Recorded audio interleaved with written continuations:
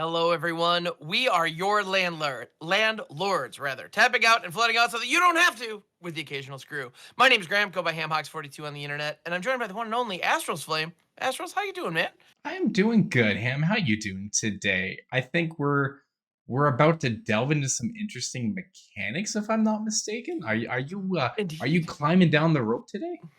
Oh yeah, we are descending into an area where we can discover all kinds of crazy nuances, and I'm very much looking forward to it. Of course, we're going to be talking about the Lost Caverns of Ixalan today because the set's going to be coming out in the not too distant future, and it's going to be an interesting one. I think that this set is definitely making a name for itself on a lot of different levels, and it's just I don't know, it's very eye-catching, it's very interesting, and at the end of the day, it's funny as two very like as two players who really appreciate the finer points of having really big numbers on our battlefield, this is definitely the kind of set that we can dig into. But even beyond that, there's way more going on. So I'm looking forward to So getting into it, man. much.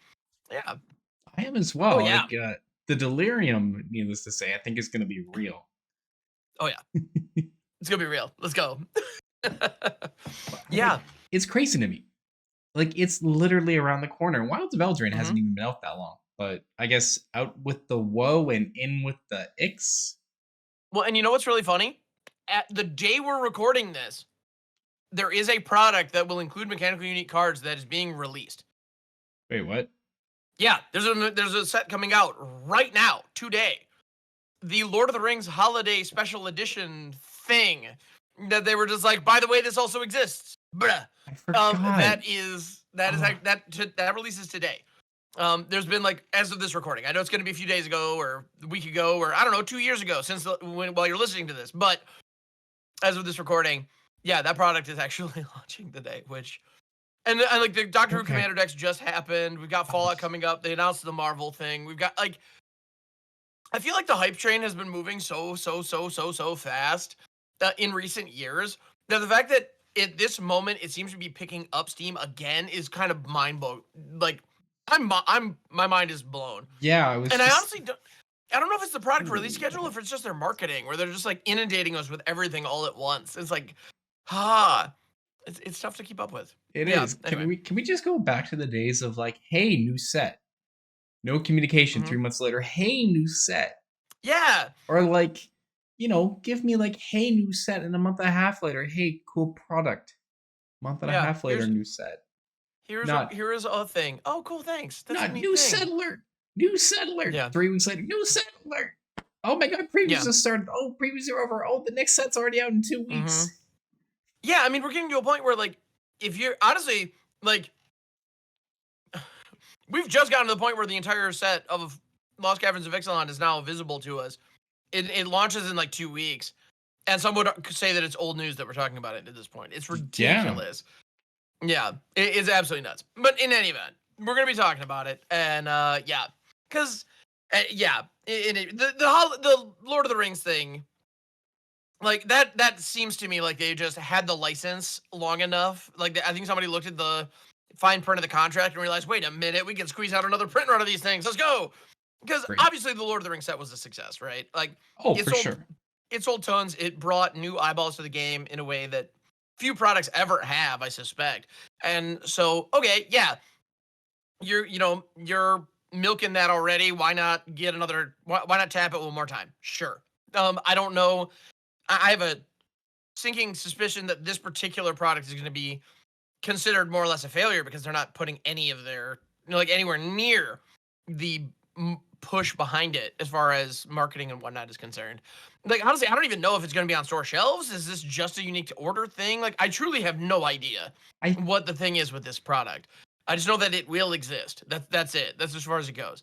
I think touching on it briefly, it is available at some things because I've heard tells of like Target and Walmart Okay. potentially having access, but game stores to that same effect like have access as well. There were pre-orders done, but there's also a production backlog, which I'm actually curious with Ixalan, tying that into like with the everything that's going on with Ixalan legal in 2 weeks.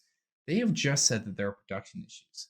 Does that make you worried about the delivery of Ixalan? Like in paper product? I don't know if you're, Yeah. gonna buy paper product. I might buy a couple packs, maybe a box. But like, I'm gonna do with Lost Caverns of Ixalan the same thing that I do with every single Magic release. I'm gonna tell myself right now, like in paper, my paper play right now is almost exclusively Commander. And so I'm just going to tell myself, nah, I'm going to pass on this one. Maybe I'll pick up a couple of the singles. And then I'm going to end up buying, like, I'm going to look back and realize, when did I buy like a dozen packs of this? It's going to be, because they just one here, one there, it adds up. You know, that's what's going to end up happening. Because that's just how this goes. Because look at me, I'm a typical Magic consumer. It is, you know. woohoo! I know it's crazy. Meanwhile, like I'm gonna invest very heavily on Arena because that's where I play a ton and that's where I make all my content. So that's where, you know, that's important. That's a business expense. That's a tax write-off. That's different. Yeah, yeah, Yeah, taxes. it's for taxes. It's all for taxes. Don't worry about it. No, you don't understand. I have to buy these pre-order bundles. I have to. I don't have a choice. I'm sorry. Yeah, My hands are tied. it's got to make my content like Yeah, it's for work. I have It's to make the like, Ixalan I have content. to. Anyway, it's great. Yeah, I'm a fan. But in any event, yeah. So is the production going to be, you know, our pre-releases, for example? Like, will there be, you know, pre-release packs, you know, in stores in time? I don't know enough about that information. I sure hope so. I can't really speak to it one way or the other, but I would be concerned. It would definitely tarnish this set pretty badly.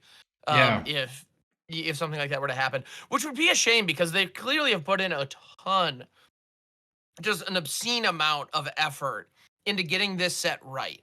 Like I know a lot of folks, I've talked to a number of people who have, you know, whose family backgrounds are, you know, Mesoamerican, Southern American, Spanish even, and the history that they see. I mean, the card Abuelo alone, you yeah, know, Echoes of the Ancestors. That card alone has struck a chord with so many people, you know, because like it's a fantasy game. There's a card with a ghost on it. You know, okay, sure. But the flavor of this being your ancestor, your grandfather, it's like, ooh, that resonates in a way. Um, it's the heart. it hits, it hits home, and to see and for it to just be called abuelo, you know, like that is the word that these people have been calling their grandfathers for their whole lives. Mhm. Like that resonates and is real on a very deep level. And it's clear that, and Wizards throughout all their promotional material has made it clear they had cultural consultants on board to make sure they got all the details correct. And by all accounts, everyone I've talked to, they have. You know, it sounds like they hit the nail on the head with this one, and that's great. And I want to see. I don't know, and it also gives a depth to Ixalan that I don't know about you, but I didn't really feel before. Before it was just Yeah, like we have jungles, there are some pyramids, and the vampires are conquistadors, I guess. And like I don't know, it felt kind of the flavor of Ixalan felt secondary in that set. And in this one, it feels very central. It feels like it's the point to a degree, and I really like that. I would definitely agree, and I feel like that can be attributed to a few things. So I think this is actually why we kind of mentioned the Lord of the Rings, because the flavor of the set has been huge in the last few things. When we think Lord of the Rings, Doctor Who, I'm even going to say Wilds of Eldraine, the story center focus and the flavor of the set has hit all-time high with the last few set releases. And like each time I go to see the story, the product, and how it's brought to life, I am immersed with the detail that has been done in. I mean, with Eldrin, for example, when we kind of went there, was like, oh, there's like the king, he's gone, there's Oko, but like, no, there was like a whole animation, there was an audio track, we were told the stories, like Hmm. Talion was actually trying to help the world with everything on the Phyrexia, with the sleeping spell. There's now an eternal strife, and the wilds are awakening. The Lord of the Rings, true to the book, essence pulled out, things done great, and now we're seeing again a great telling of history's past and representation, breathing a whole new world of culture into a set. And it's just a whole extra level that I love. It's not just dinosaurs. Like we've seen, there are references to like the ancient temples, past ways, different ways that groups are interacting, the histories brought together, and even cool new ways that characters are interacting. Like this is just amazing. Oh yeah. Yeah, and it'd be so easy for them to just go, dinos, that's cool, right? And like, it would be very easy for them to do that. And granted, there's the Jurassic Park crossover that's going to be included with Ixalan. So to a point, like, okay, dinos are cool, but like, but I feel like that's only one element of it. They're not riding that. They're not they're not really leaning into that. Because if they did, they would have reprinted Colossal Dreadmaw with the exact same art if they knew what the people really wanted. And we're not getting that this time around. The But set will be better for it, but I'm sad we don't have it. we at least do have a Dread Maw. We do. Yes. It A very, isn't. very good one, actually. I actually saw a tweet from Gavin Verhey about this. So he had said in the previous Ixalan, Colossal Dreadmaw was common. I think it's Earthshaker Dreadmaw is the name for this time around, is an uncommon. And he kind of alluded that the third time we go back to Ixalan, maybe there's going to be a rare Dreadmaw. Okay, that's actually kind of fun. All right, I'm in. I'm back. Right? Yeah. Well, but it's funny though, because the meme potential of the Dreadmob, when I saw the Earthshaker Dreadmob, my feeling was like, wait, I would play this. What? Like, what is this? Like, the whole point of Colossal Dreadmob was that it was bad. That's why we love it. Absolutely. Yeah, that's what makes it so much fun. No, it's funny. It's not even really bad. It's just like 6/6 trample for 6. Like, that's just what. Like, that should just be a perfectly good card. And it's like, even 4 or 5 years ago, it wasn't. I remember. Anyway, this takes me back to like 7th edition. One of my first rares I ever got when I started at like Scourge and Mirrodin. It was the Trained Orc. This was from 7th edition. This was a 7-mana 6/6, no other capabilities. Because orgs back then, the creature type required you to attack or block with another creature because they just weren't a bright race, I believe, in Dominaria. They were. You had to have assistance. They needed friends. But this org was trained. It could attack. It was a 7-mana 6/6. And like, think about that. 7-mana 6/6, that was a rare. Now we're getting like, when a 6-mana 6/6 with trample just isn't good enough anymore. And oh man, the Trained Org. Well, the Trained Org is very similar to Visitrix. That's the other one that was in those decks back in the day. It's just, it is literally also, I believe, a 6/6 for 7 in blue. That's it. And it's just, it's so bad. It's so bad. It does kind of bring an interesting thought to though, like, because we named the mechanics in our opening, but we didn't really touch on them. Yes. Like, development of set mechanics. How do you feel about the mechanics? Because we've got Descent, Discover, and Delirium are our 3 mechanics. Descent being a permanent has to hit the graveyard, right? And then what was Delirium? That was cards in a graveyard. Do we have Delirium in this upcoming set? Yeah, Delirium 8. Like, you have to have 8 certain types. Remember that 2-mana 8/8 requires. That's Descend, right? Was that? No, Descend is if something hits the bin. No, no, you're right. Descend. Yes, you're right. Sorry, yes. not Delirium. No, Delirium is that one where if you have to have like X number of card types in your graveyard. That's Dragon Rage Channeler and the like. That's Delirium. But we have Descend, we have Discover, and then there's also Craft. Is the other one that they introduced. That's what I was forgetting. I have to be honest, is very forgettable. Like of all of them, I have a feeling Craft is going to be the adamant of this set. If you're wondering, the heck is adamant? Exactly. No, adamant was one of the mechanics in Throne of Eldraine. Anyway, you look up that. Yeah. In any event, it's forgettable. I have a feeling Craft is going to be that this time around, unless, I mean, there are a couple of pretty good Craft cards, and they might see the light of day, and so it might become more memorable. I think of the 3 mechanics, so we have the 3 main mechanics. Obviously, the set includes double face cards and all the evergreen stuff. But yeah, there's a lot of other. I don't know. Of the 3 mechanics, I think Discover is the one that's really going to be the flashiest. That's going to be the one that really like turns people's like heads and kind of have to go like, wait, what? Because like if you think about Discover, it's Cascade. Like it is Cascade, except the triggering event that starts the reaction varies from card to card. Like, and so now you can put Cascade on like a triggered ability, for example. Like there are lands that have the ability to like, pay mana, sacrifice them, and then they go and discover. That's actually one of the features on the caves, for example. There's a lot more going on with caves too. We'll touch on that as well. But with Discover, it's not always a cast trigger. There are also creatures that have Discover upon ETB. And so if you're able to blink those creatures, at least there's one of them. There's at least a 6-drop that has Discover 5 upon ETB. If you can blink that, there's a 4-drop. That one at least says if you cast it, you discover 3. So you can't do blinky shenanigans. Otherwise, holy cow, strap in everybody. But if you cast it, you get to discover if it hits the battlefield. So in a way, it functions very similarly to cards like Bloodbraid Elf. Like, it feels very similar. The difference is, if you counter a Bloodbraid Elf on the stack, I don't care, I'm still going. Whereas with this, if you counter it on the stack, you don't get to discover, because it's an ETB. That said, also, if you have Illustron or other machines down when it hits the battlefield, and you cast it, you get to do it twice. So there's all kinds of implications around it being ETB versus cast.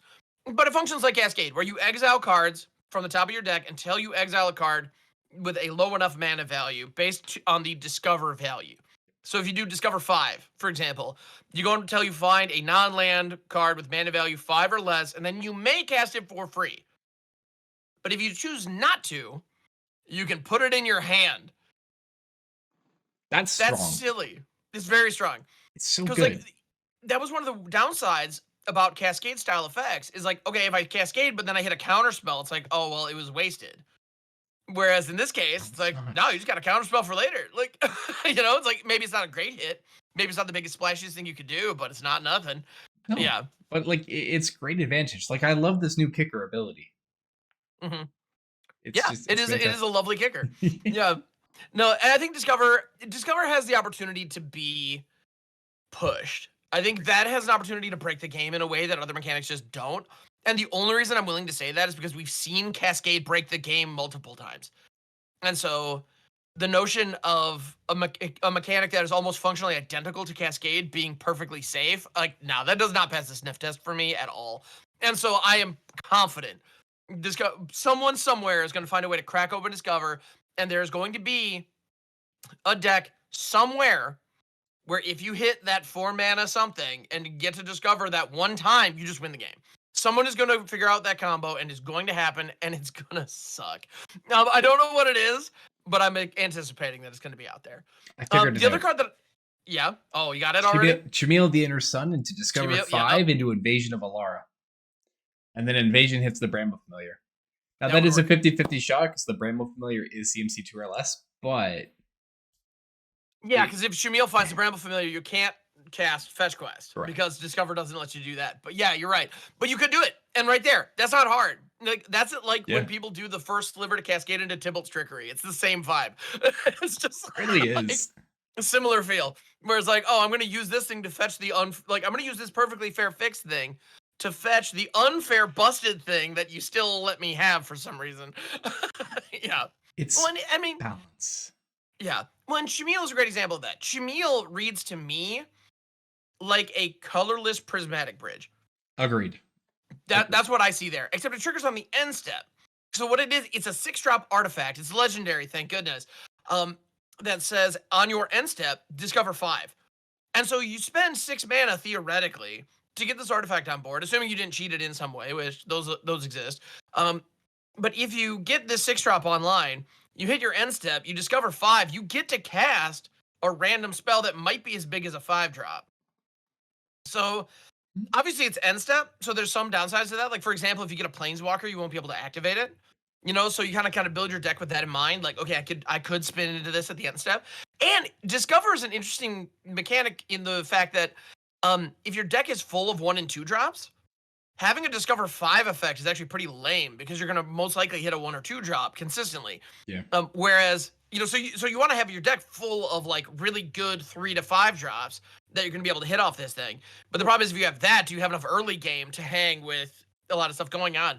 Spoiler warning right now in Standard, yes, you absolutely can, because you have Leyline Binding and Virtual Persistence and these other things that are early interaction, but have these massive mana values, so you don't see them on the Discover spins. So yeah, it's going to be very easy, I think, to abuse these. To the point, and Chimil alone is going to be just mid-range value first. Oh, completely. I already have it in my mind that I feel like Mojo Rogue, a good friend of ours, is going to be the one to break it, because he will. It immediately is like, I saw Chimil. My mind went back to his deck where he made like 8 boarded windows by copying artifacts, and I'm just like, it would not surprise me if somehow he just makes an artifact deck that for no other reason makes 8 Chimils that are non-legendary, it does some Tezzeret shenanigans, and then I don't know. Yeah, but if you ever 100%. I can see Mojo doing that. Yeah. Well, and the thing that I go to is, what if you Retadribek, then Tezzeret to animate your Chimil, sacrifice it, so you get, or like use Vesuvian Duplimancy once it's a creature, and like that kind of thing. It wouldn't, it's not hard to do. It's not hard to theory craft. Actually, executing it on the board is probably going to be tricky. But 100%. if you can, holy cow. It's just Like, it's going to be silly. Well, and honestly, right now, like, I'm going to do Chameel in some kind of Retager Big Brew with all the best, like, 4 and 5 drop legendary creatures in the game. as you should. And I'm going to put 4 of all of them in there with the plan of just getting Chameel and just spinning into them and just legend ruling the snot out of them with the Retager Bigs online. I'm going to do that. It's probably going to be bad, but man, that one game it goes off. Boy, That's yeah. the YouTube clickbait right there. 100%, yeah. Exactly. I didn't say the deck couldn't be beaten, but I'm gonna have a 30-second clip of, could you imagine, guys, who could beat this? Look at this. Speaking of those, so like, Discover is going to be great. I think Descend in parallel with that is also going to be really cool. Like the ability to give extra stuff as long as you have certain permanent cards at the graveyard, very strong. Like we're seeing very, I don't want to call them pushed. I know there are some very power crept cards, but we do have like a 2-mana 8/8. There's 2 mana 8/8 in this set. It is great. We've seen like 2 mana with a minimal downside too is the crazy thing. Like you could argue that the cards like Avatar of Might are a 2 mana 8/8. It's like, yeah, if certain conditions are met, I guess. But this one is like, I have 2 mana, therefore I can play it, and it is an 8/8. Like, and what to attack, and it's attack and block. All it needs is 8 permanent cards in your graveyard. I mean, 2 casts of Cruel Somnophage. Yep, 2 casts of Cruel Somnophage. You can also drop a completed Jace on 3, down take, hit yourself. Like, there's in formats where Stitcher Supplier is a thing. That's clown shoes. Like, that's no issue at all. I mean, like, this is nothing. And on top of that, that's only if you want to attack or block with it. If you want to do other things with it, you're fine.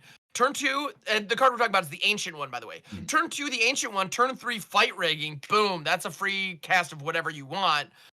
The other thing that a member of my Discord pointed out to me the other day that made me kind of want to throw up in my mouth a little bit is the Ancient one on 2 into Ob Nixilis the Adversary on 3. You casualty this 8-power monster that you spent 2 mana on, and you now have an Ob Nixilis the Adversary that you can ultimate that survives on turn 3. Like, that's not okay. That's apparently my hat thinks that's scary too. I know, That's right? actually Like, ridiculous. That's bonkers. So yeah, the amount of stuff, and on top of that, cards like Tyvar Jubilant Brawler or Extraction Specialist that can grab mana value 2 or less, you just grab it right back. It's alive again. Like, it's silly. Like so all of a sudden I think the like Urborg Lurgoyf, Somnophage, 2 mana or less decks that you and I both love because come on, they're fun. So good. So good. They're delightful, actually. There is support for those decks in Standard right now, and I think this set is going to take it over the top. My only concern, as far as Standard is concerned about that, though, if they become too good, graveyard hate tools exist that could gut that deck completely. Don't say that. Don't say that. They just printed Soul Guide Lantern back into Standard, and nobody's playing it right now because nobody needs it. But if we need it, they have it. And Unlicensed Hearse also didn't rotate, so like. I mean, and then there's Sentinel of Lost Lord, then there's Graveyard Trespasser, then there's Lord Skitter. They even just printed another graveyard targeted effect on a white creature. It's a 3-mana 3/3. We don't need any more graveyard hate. Leave my graveyard alone, Watson. I know. I want please. people to leave my graveyard alone too. And the thing about it is, like, right now, you don't see people running those graveyard hate pieces because they're incidentally running Graveyard Trespassers, Lord Skitters, these effects that, or Tranquil Frillback is one that, like, a lot of people are running it because it can destroy artifacts and enchantments, but it can incidentally blow up graveyards too. That and the white decks are all exile effects anyway, so they're just kind of YOLO, whatever. Like, I don't know. It's one of those where the graveyard hate can become very, very powerful if these Descend cards become meta. If they become popular, people will bring the hate for them. Don't make them meta. Don't make them meta, everybody. Don't let this fly under the radar. Don't you play them so that we can, please.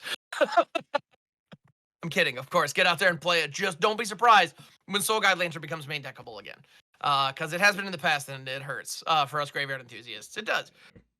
But yeah, so that's Descend, which I think is pretty lovely. So we've touched on Discover, Descend. Craft is the other one that is of note. So with Craft, They are here. Let me. One example is the spring-loaded saw blades, I think that's a which is a great card. example. It's a solid example. It expresses kind of what it does, and on top of that, it's an uncommon artifact in white that I think is actually strong enough that it might see some play. Like in limited, this is going to be primo removal, and outside of Oh, it, absolutely. maybe like it might be playable. It's got a lot to compete with, but it's still pretty decent. So it's an artifact for 1 and a white with flash. When it enters the battlefield, it deals 5 damage to target tapped creature and opponent controls. So like if something's attacking you, you can kill it with this. Cool. But the part we want to talk about is it has the ability craft with artifact. So when you craft with artifact, what you're doing is, so craft always has a cost, and in this case it's 3 and a white. So there's always a mana investment, and then you also have to craft it with something. So you have to take the permanent that you have and kind of attach it. It's kind of like meld, I suppose, in a way. Except in this case, craft is not picky about the other thing. Yeah, In this or case, like Mech Titan. kind of, yeah. Where Mech Yeah. Titan you had to have, yeah. Like if they did Mech Titan today, it would be craft with 4 other, Yep. you know, yeah, whatever, yeah, vehicles or artifact creatures. Like, but it's very similar to that. So with craft with artifact, you have to have 1 artifact either in play or an artifact card in your graveyard. See, that's the part where I think things get silly. The Yeah, fact the that you can graveyard. pull it out of your graveyard, that makes it negligible, in my opinion. I think it's going to be very easy. That said, all this graveyard hate that we're talking about, here's another example of why it might be valuable. Because all of a sudden, if you've got a Lord Skitter down, they have a spring-loaded Saw Blades down, but they only have 1 artifact card in their graveyard, might be wise to pick that off so that they don't have the opportunity to craft later. Because in the case of spring-loaded Saw Blades, it transforms into the Blade Wheel Chariot, which is a 5/5 vehicle that crews for 1, or you can tap 2 other untapped artifacts you control to turn it into a creature. So it just becomes a 5/5 creature. Like this is like removal early, and then if you can pay the craft cost, which by the way you can only craft as a sorcery, that's worth noting. That's a good If you note. can craft, it, it becomes a finisher potentially for you in your potentially controlling decks. Yeah, you just So play a Mirrex and use a Might to crew it. It's great. done. Yep. Exactly. It's very easy to get this thing moving. And that's an example. So craft allows you to take a permanent on the battlefield and kind of have it ascend to the next form and be a little tougher if you want to invest a little bit more mana into it. It's kind of a delayed kicker, if you will. Which, yeah. So that's interesting. And I think I've seen some of these designs. They feel similar to most other flip cards. It's just this is the type of requirement it takes to flip them. So Yeah. it's pretty straightforward. I like overall though, I Yeah. think the mechanics are pretty sweet. I mean, I know there's the kind of fourth sub mechanic, not really one, but the caves. So similar Yep. now in all will be one, we have spheres, we've got caves coming in. It's a land type in addition. They have added some new things for some land destruction to some discover, which is very on theme. So hopefully, we see the cave mechanic be relevant in limited. I don't know about standard, but hey, I I've don't been around know. before. I'm gonna try it in standard. See, the when it comes to land types being central, we've had a couple of examples of it in the past. Spheres were the most recent, where it was like even in limited, they were forgettable. Like Monument of Perfection is a card that I've tried to build around. It is rough, let me tell you what, and that's like the best sphere payoff that exists, right? When it comes to other examples, though, we have gates from our most recent trip to Ravnica. Yeah.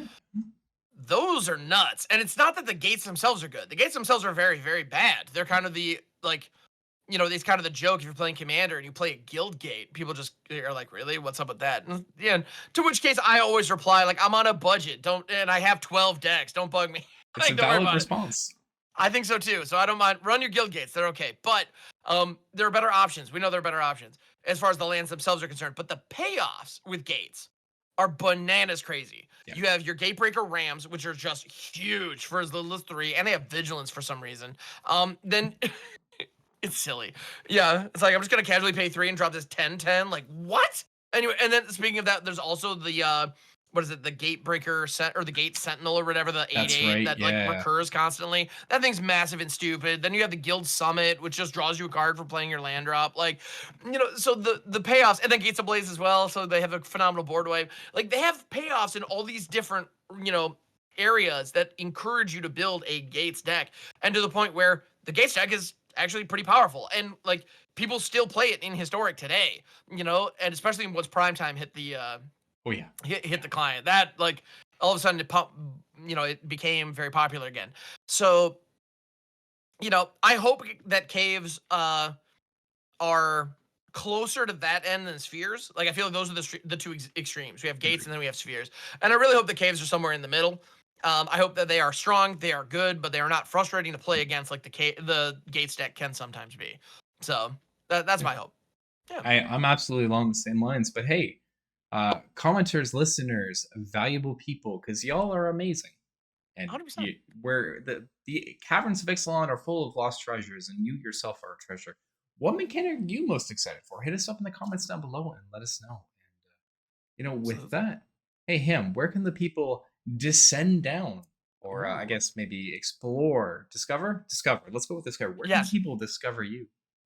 So you can discover me over on Twitch, twitch.tv/Hamhocks42, where I am crafting all kinds of weird, janky brews. So if you want to descend into the caves of madness, that is truly where I live when it comes to exploring this beautiful game, you can do just that. Oh, Explorer's back too, by the way. That's That's right. That's right. Forgot you about can that. discover, yes, you can see that over on twitch.tv/Hamhocks42. I'm on a number of other places all over the internet. It's Hamhocks42 in all of them. Twitch is my primary one, though. So hopefully I'll see you there. So yeah, thank you so much. And Astros, how about you, man? What can people expect? Where can people find you? And what can they expect to find when they get there? You can explore over the internet to Twitch, Twitter, TikTok, Instagram, and YouTube at Astralsflame. I'll be jamming in MTG Arena. We're going to be doing a lot of cool new standard brews and a lot of sweet Jund stuff. You know, it's always the saying, you're either playing Jund or Dragons. If you're not playing Jund, you should at least play Dragon in the deck. That's my slogan going forward, and I'm making sure I stick to it. But Love it. yeah, everyone, thank you so much for listening. We've had a blast discovering Into the Caves of Ixalan, and hopefully we have a kicker on our next episode and listing next week. No spoilers, promise. But until then, drop us a follow, keep it on the action, and until then, and as always, we are your landlord.